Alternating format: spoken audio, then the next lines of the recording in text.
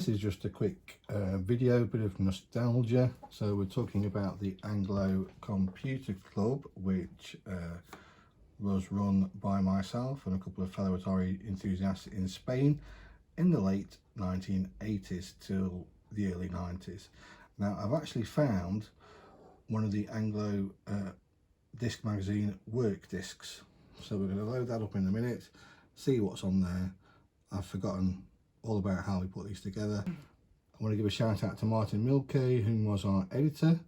So how this worked, I'll never know. So essentially I would work on parts of the magazine, Martin would work on his parts, he would then send his parts to me, I put it all together, then it would go back to him, he would then edit it and then send the finished version back to me. So it took a long time, but it lasted for at least 2 to 3 years. So we're going to put this in.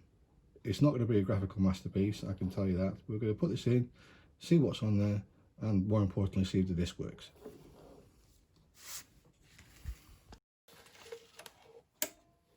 So we're putting the disc in now.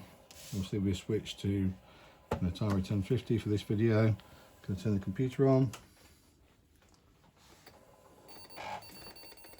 When it's loading,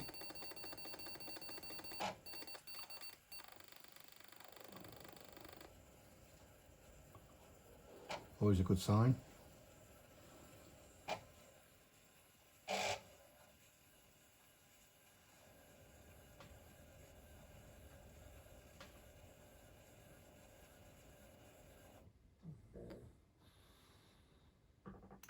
So there you go. You go to the opening page, the description. We ran it like it was a big international corporation. Obviously it wasn't. So it's asking us to wait a few seconds and then press start during the music. There you go.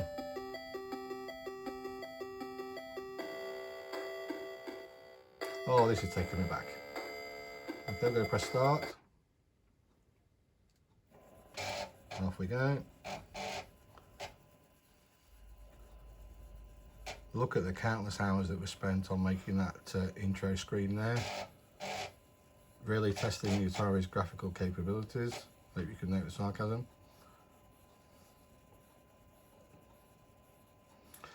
Okay, so this from memory, so essentially the menus would stay very similar and we would just change the links and the descriptions as we did each issue. So this looks like it is the main menu for Anglo 10.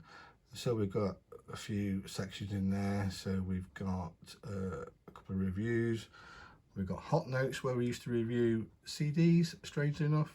Software rundown, latest releases, editorial, public domain page. We ran some quite complex articles on DOS, and Martin did a fantastic series of articles on how to write music on your Atari. So I'm going to press A because I know that this takes me to probably another version of this menu.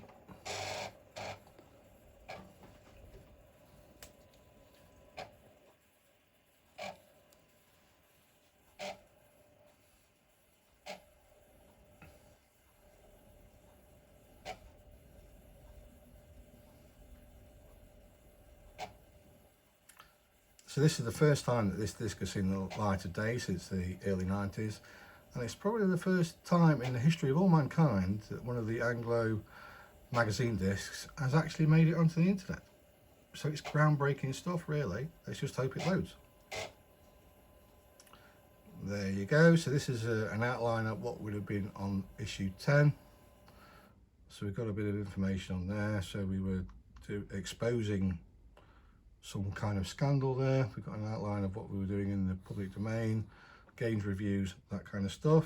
Hopefully if I press space, press return, there we go. So you can see here that we've got a hints and tips page, hot notes, which is where we released the latest album. So here we're really reviewing rather O&D and share.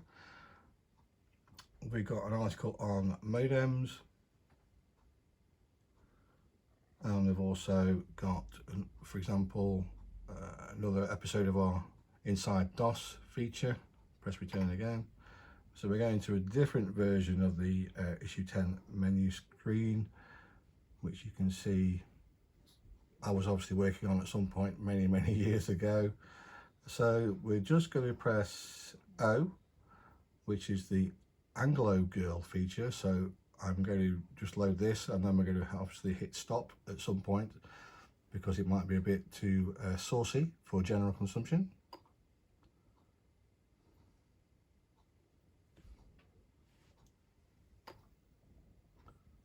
And it doesn't work. So sorry, I've missed my own instructions. I'm going to press O again.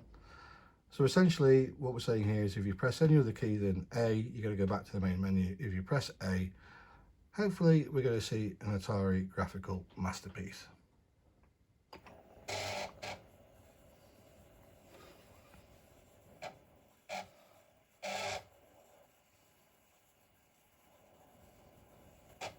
So there you go, that's Norma. We've just used the name Norma, she's probably called something completely different. And we're going to press stop any moment now because this is probably going to start scrolling.